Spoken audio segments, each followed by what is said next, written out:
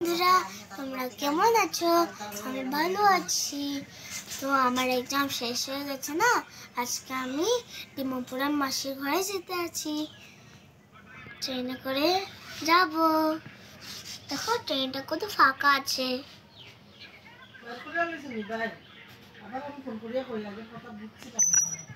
দেখেছো ফাঁকা আছে। চলে আমরা যেতে থাকি, তোমাদের সাথে আবার দেখা হবে। ট্রেনে নেমে গেছি,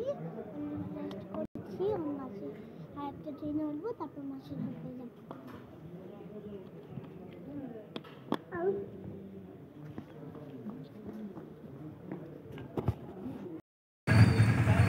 এবার আমরা টোটো পেয়েছি, টোটোতে যাবো।